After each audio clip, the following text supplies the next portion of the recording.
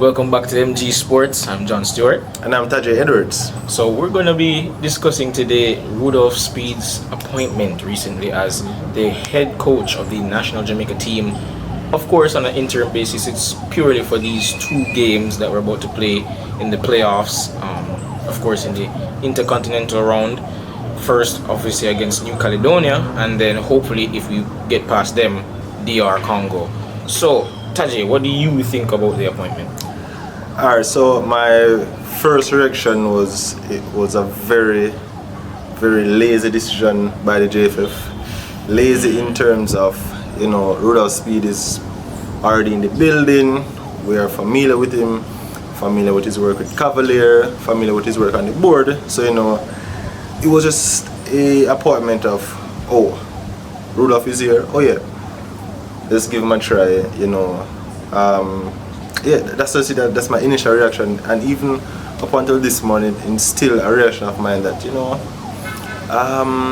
he's in a position where technically he can't lose. We only have one more international the court window. of public opinion, we don't know about no. The court of public opinion, he cannot win. He cannot win. But I'm just saying, like, in terms of, we just have one more international window that's in March, and we play New Caledonia in March. So if it doesn't go according to plan, well, the excuse will be, I didn't have time with the boys, we couldn't do enough work, etc., etc. If it does do well now, then it's a genius move by the JFF. They know what they're doing and they'll champion themselves. So in the court of public opinion, iffy, on JFF side, it's the best thing that we have, and that's just it really. I kind of back you on that in terms of they made a contentious decision in the court of public opinion, but based on what seems like the easy way out, in my opinion. I feel like that's what they went with, what seems like a guarantee. And we can get into the ethics of it all, because obviously we know he was the technical director, and of course he's still currently, I believe, the Cavalier coach, so we get into the ethics of it after. But the observer stated that he'd be temporarily relieved of other positions, etc. So but he's still gonna have to come back eventually. And we're not stupid. He's still gonna probably keep in contact with everybody at Cavalier, and in terms of the running on the JFF, he's still gonna keep in contact. So regardless, it's gonna be pretty, contentious. But just for the appointment itself, honestly.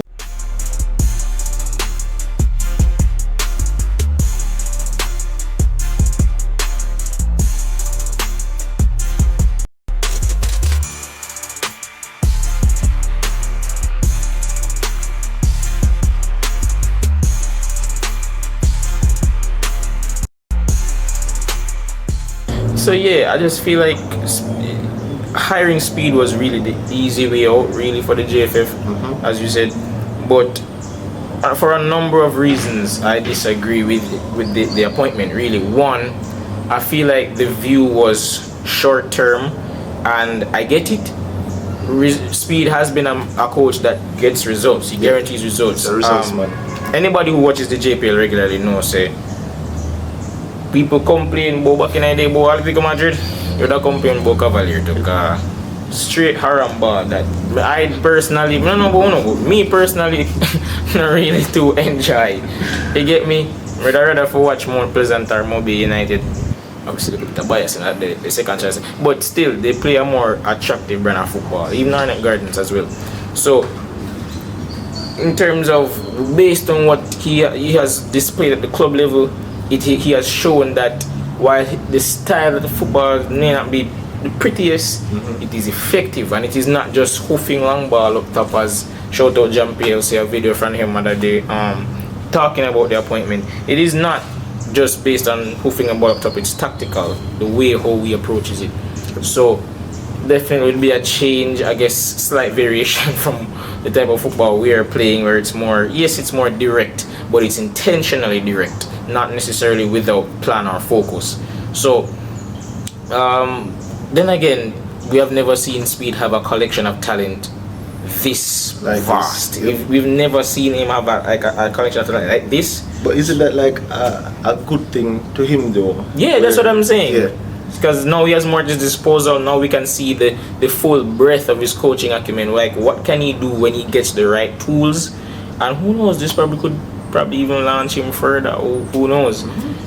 So we get to see what he will do. And obviously, as I said before, me personally, not really agree with it for a number of reasons, but especially in terms of just strictly the appointment, just coaching. I'd have much rather to see somebody like. People were bringing up Miguel Coley and Darren Moore, and I think John Herdman. John Herdman would have probably been my strongest candidate, even though yes, it's another foreign coach, and I feel like based on several coaches in the past who have failed, like Hal Grimson, Winfred Schaefer, and most recently, I should say, Steve McLaren. I feel like people are kind of tired of foreign coaches, and that's fair. But we've seen that Herdman has a track record of turning around programs.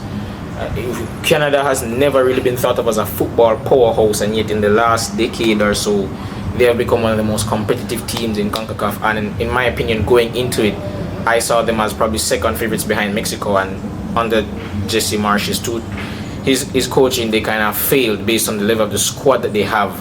But they were only able to get that level of talent where they are right now because of the groundwork that John Herdman left.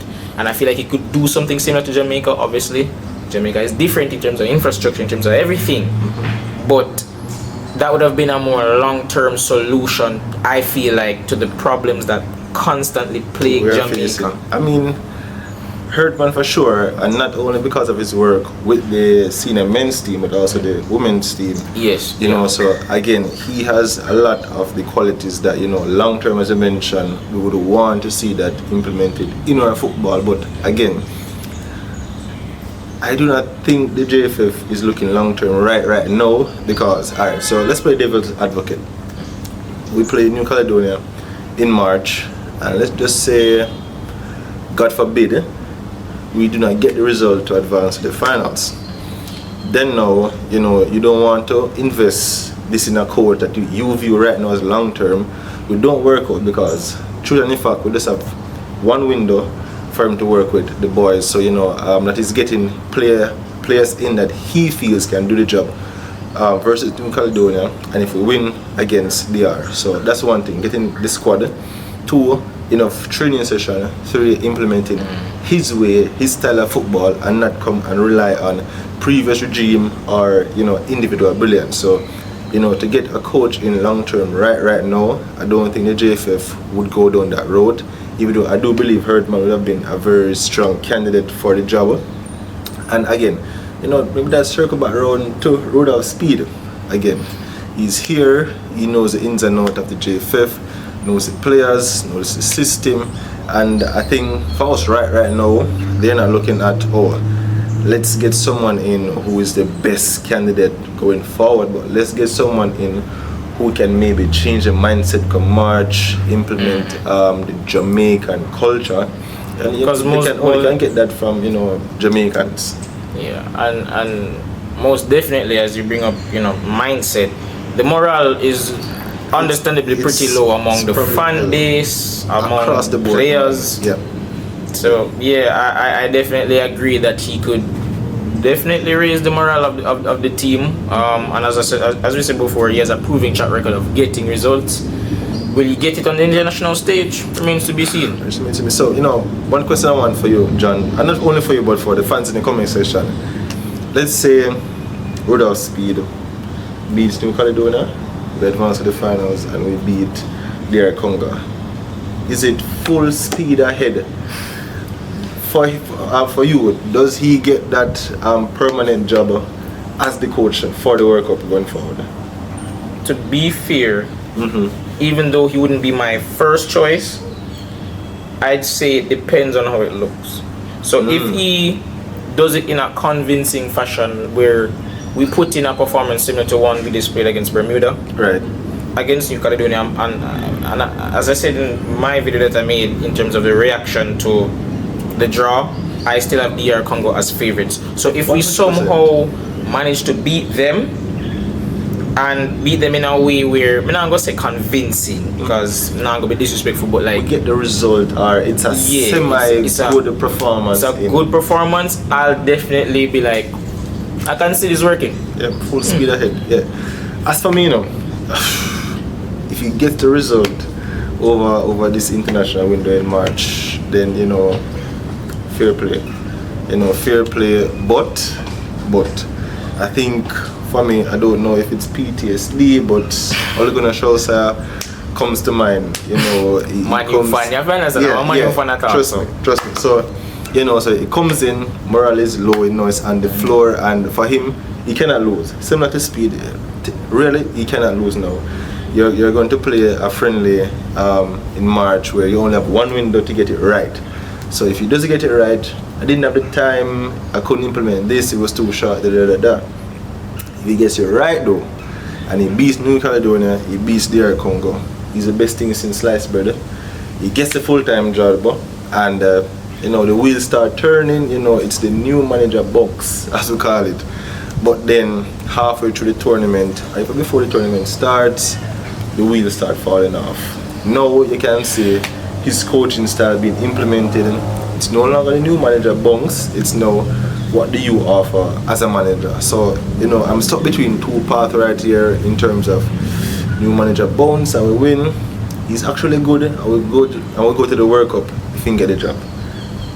To be honest, bro, my answer to all of this is let's just wait and see, because I truly believe that in a time like this, support is just optimal from the fans.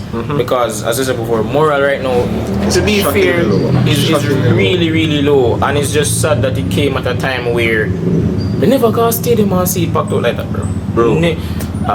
Mexican way overdo, and people are do all sort of things, and it was insane, man. It was crazy. So if say you do all that and we never get the result, I can definitely understand the frustration that people have with the national team right now. So I don't curse them, but at the same time, we just need to rally behind the new coach. And we not really see that online. We really not see it. And that's the opposite online right now, because when people are questioning the board, friends, bring up the whole ethics a friend job, So that is going to come into question every single day up until March and even after that, because again, comes down to March, we fail to beat New Caledonia. It's gonna get worse. Oh, they're appointing their friend. Oh, him depend this aboard and who interview him? Oh, this and that. It's going to get absolutely worse, and then it's gonna come back to why didn't we take the steps after McLaren left to appoint the right man? Why was Speid chosen? You see, so again, he's gonna face a lot of criticism from the fans, from everybody. Yeah, but knowing what we know of Speid, Mr. Speid, him back kind of brand. We just brush that aside. Yeah. So it's up to him to really prove us and everybody wrong. Not that we don't believe in him, but he wouldn't have been our first choice. Right. So it's up to him to prove us as to why he should be. And of course, as I'm saying, we have to rally behind the team, because ultimately we still have a chance. We do. We still have a chance to get there, and it'll be a once in a lifetime opportunity. Would it be anticlimactic, as we said before in the previous video? Yes, because you don't want to do it at home in the first round. But nonetheless, this is the lot what we have. This is what has transpired, so we just have to move on and make the best of it. So I believe that's it from us, guys. It's been your boy John Stewart, and I've been Tajay Edwards. God bless.